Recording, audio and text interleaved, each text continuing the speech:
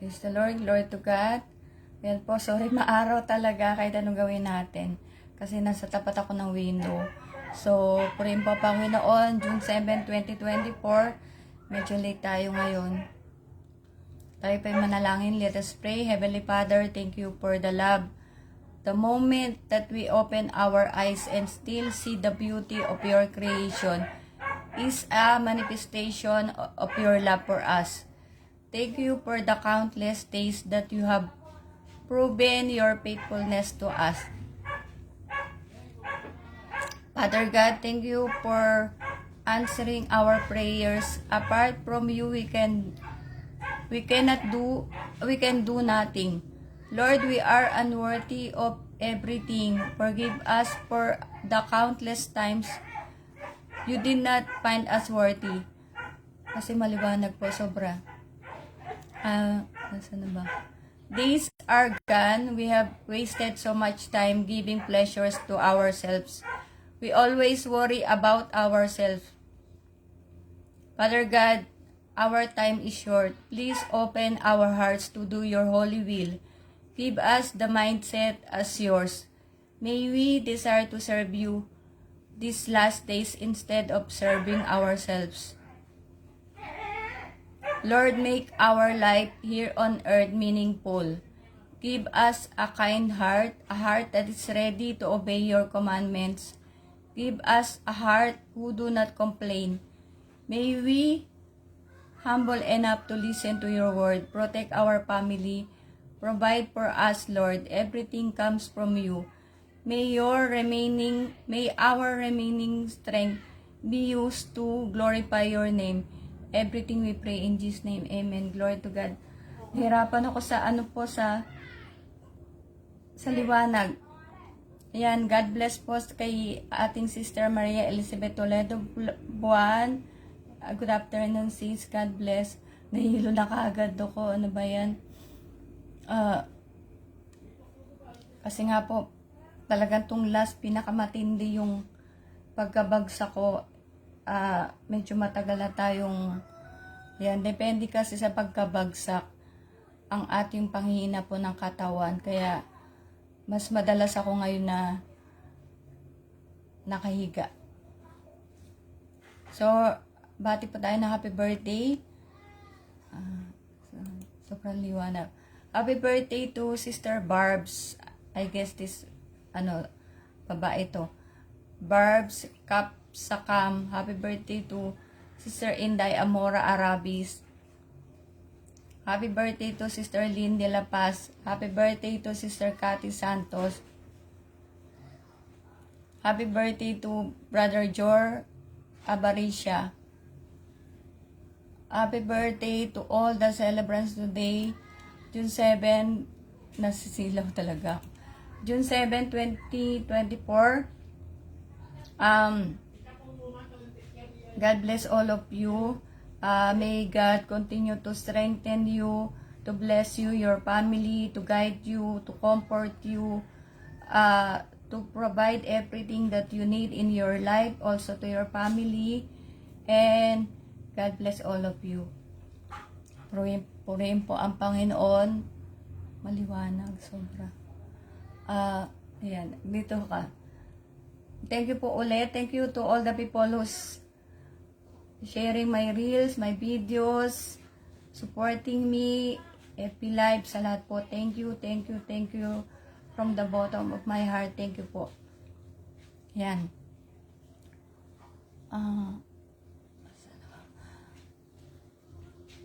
Okay. Today, actually, we are late already. I just wanted to share one FB post I saw. So, I will share it to you. Shout out to my cousin, Marisa de Maranan. Salamat po. Salamat kay Tita Aris. Yan po. Ate Aris. Napapatita tuloy ako. Sorry po. God bless all of you. At I will try my very best to speak in English. Okay? Because I have to. Okay po. Hindi ko na-explain masyado. Basta I have to. Okay po. Though we are not fluent in English, but this is to glorify the Lord and to obey Him. Yun lang, to obey Him. Ito na siya. Babasahin ko po. I will read for you the one FB post I saw. He said here, "Thank you to all who write the truth boldly and aren't afraid of offending people. Society is crumbling all around us. It's not a time to be nice or likable. The most kind and loving thing we can do is speak the truth. Truth will always offend, but eternal souls are at stake." Yan po, di ba? Ang ganda niya. Glory to God.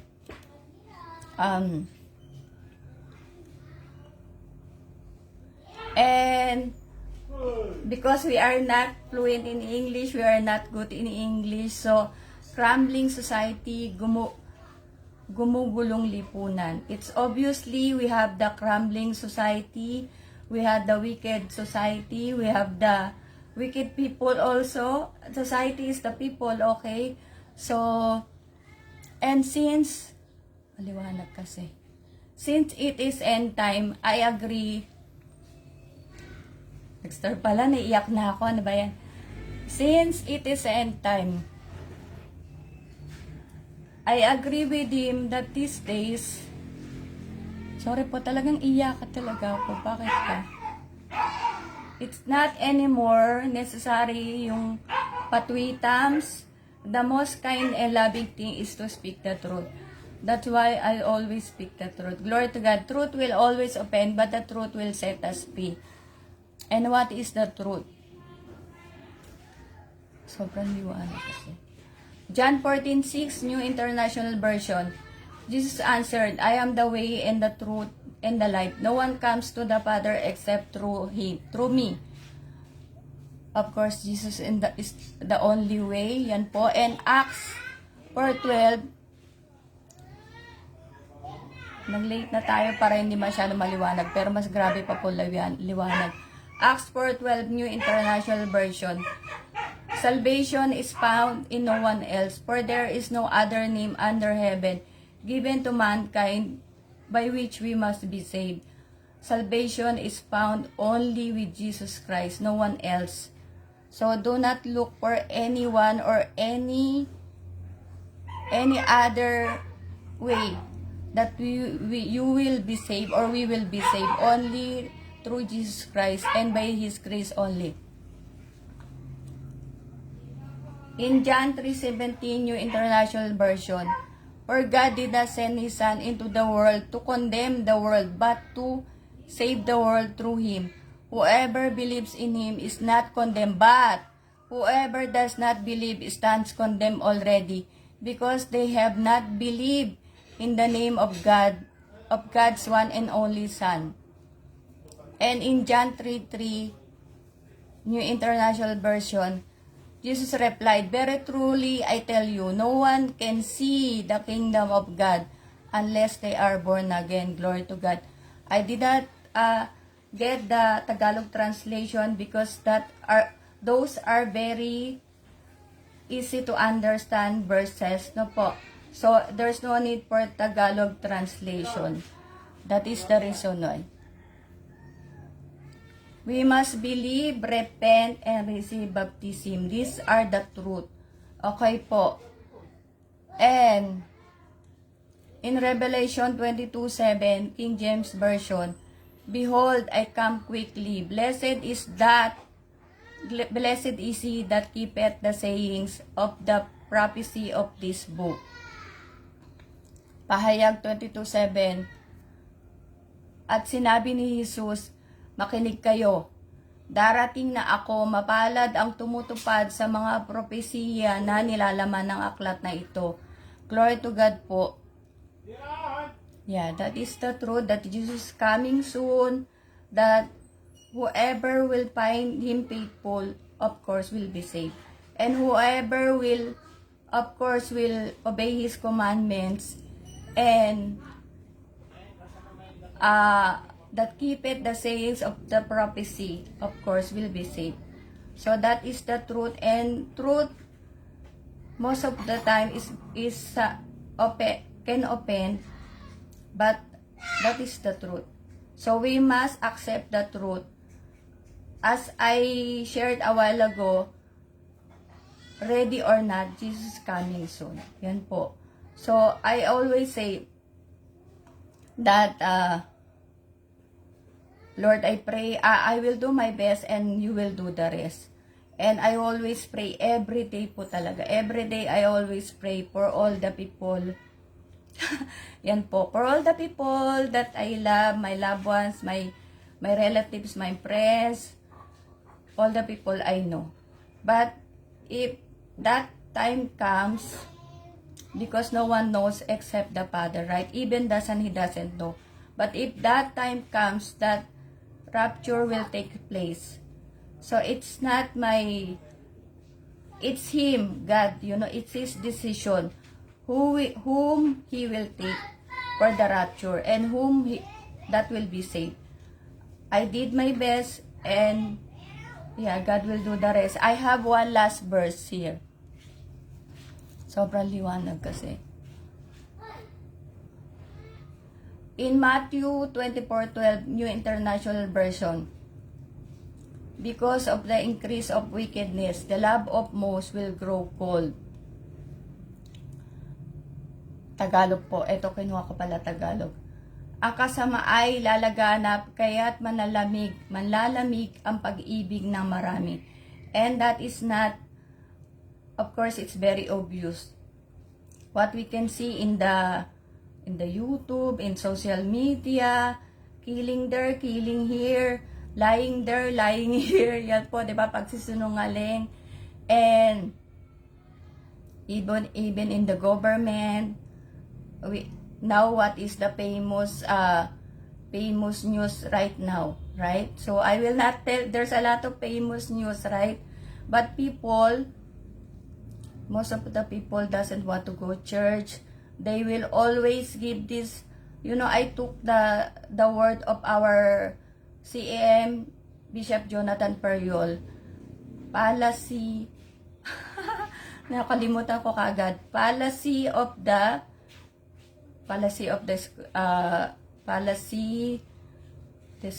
sorry po, pero but I just meant to say that people are trying to be righteous in their own self-righteousness, that we are trying to distort the scripture just to let us be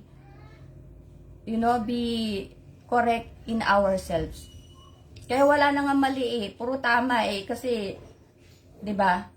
Kaya nga sabi ko the best yung Romans 12:21 na that is the only thing I'm doing, do not overcome by evil but overcome evil with good.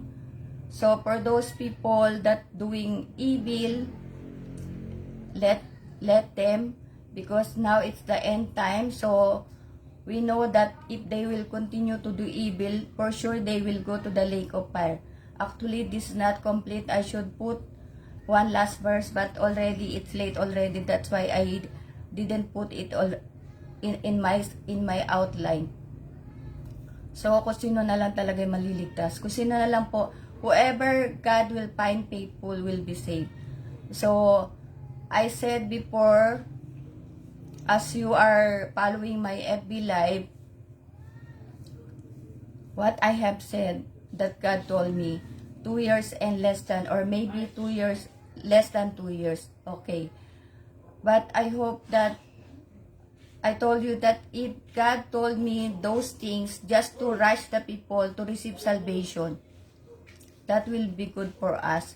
But if God, what He told me and what I told you in my FB Live is true and very, very true and correct. True and correct is the same. Diba? So, make sure that in these 2 years, don't wait for 2 years. Or don't wait for 2 years and less than 2 years. Do it now. Receive salvation. Repent, believe, repent, and be baptized. Because in John 3:3, right? Very truly I tell you, no one can see the kingdom of God except he will be born again. Okay po. So, we must be born again Born again, di ba? Kasi ito Tagalog. Because when you born again, you are like a baby. You are innocent, right? You did not commit mistake yet. Unlike that, we are, right now we have this mind that we know the good, but we are not doing the good things because we are full of sins inside. Our hearts is already wicked. You can say, sorry po, I'm not fluent in English. I'm trying to just to speak in English so that to obey God. That's why we need to be born again. Okay, so that like you will start from scratch, from baby. Of course, you will start, not baby hindi naman pagka-pilosopo. You will start from scratch, that after the baptism, you will hear the word of God. Sabi ko nga, Romans 10:17, you will get your faith. Faith comes from hearing and hearing and hearing and hearing the word of God. Kaya tayo babanalin.